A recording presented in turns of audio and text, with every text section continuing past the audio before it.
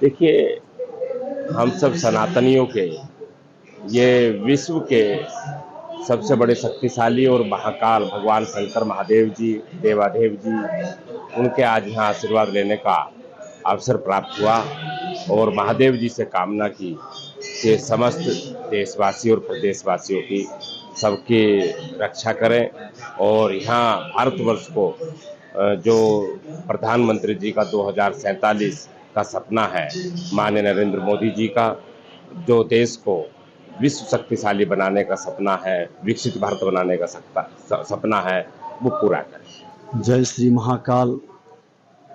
कालों के महाकाल, सब काल संकट को हरने वाले निरोग माँ भारती के संतानों को जो रखते हैं और भारत के मस्तक को हमेशा गौरवान्वित करते हैं, उस श्री महाकाल के चरणों में आज मैं नमन करने आया।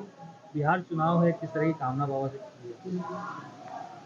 बिहार का भी कल्याण करें, बिहारियों को गौरवान्वित और स्वाभिमान को बढ़ाएं, समृद्धि और शांति लाएं, यही श्री महाकाल से हम लोग प्रार्थना करें।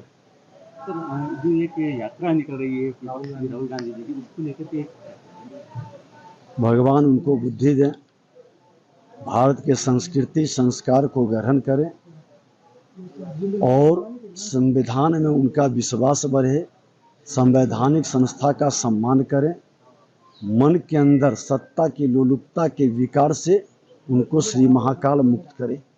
देखिए, राहुल गांधी जी जो विगत वर्षों में कांग्रेस पार्टी की जो बड़ी हार हुई है, उसकी हताशा को लेकर के वो वहाँ पर एक यात्रा का कार्यक्रम आयोजन कर रखा है और यात्रा को मैं कहना चाहूँगा कि वो संवैधानिक और जिस प्रकार से भारत के माननीय प्रधानमंत्री जी पर जो झूठे आरोप लगा करके उस यात्रा में लगे हैं, जहां वो वोट की बात करने गए हैं, वो बिल्कुल उनकी बात निराधार है।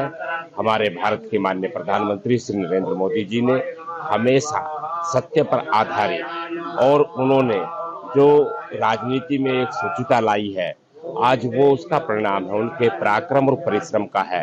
परंतु उनको ऐसा लगता है कि जैसे कि वोट के कारण से वो चुनाव हार रहे, जनता उनको चुनाव हरा रही है, आगे भी उनको चुनाव हराएगी, बुरी तरीके से कांग्रेस का सफाया होगा।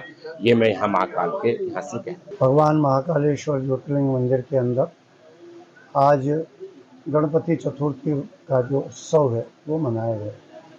हम जहाँ जैसी परंपरा होती है, जैसे त्यौहार होते हैं, उन सभी त्योहारों को बड़ी धूमधाम से मंदिर में मनाते हैं। भगवान महाकालेश्वर पर बने गणेश जी का आज श्रृंगार करके पिता और पुत्र का दोनों का दर्शन आम भक्तों को मिला है। ये बड़ा सौभाग्य है, ये भावना है, ये कोई परंपरा या ऐसा नहीं, भक्तों की भावना और पुजारी की भावना है। जिस भावना से भगवान की सेवा करते हैं, वही प्रतिबिंब भगवान की प्रतिमा पे, निराकार पे साकार का स्वरूप दिखने लगता है। तो महाकालेश्वर की ये परंपरा रही है। इस परंपरा का निर्वहन यहाँ के पुजारी लोग सदैव करते आए हैं। आज भगवान के ऊपर भांग से और अन्य सारे देवरों से भगवान को गणपति बनाए गए। गणपति का दर्शन सारे भक्तों को कराया गया, जहाँ ये संदेश दिया गया कि पिता और पुत्र दोनों ही एक स्वरूप में है और उनकी आत्मा से भगवान के दर्शन भक्तों को प्राप्त होते हैं। इसलिए ये दर्शन भस्मा आरती में जिनने को भी भक्तों को प्राप्त हुआ, वह आज बड़े धन्य है। उनको इसका पुण्य प्राप्त हो और भक्त सदैव भक्ति में लगे रहे और भगवान के श्रृंगार जो होते हैं वो आस्था से होते हैं, भावना से होते हैं और उसी भावनाओं से उसको दर्शन करना चाहिए।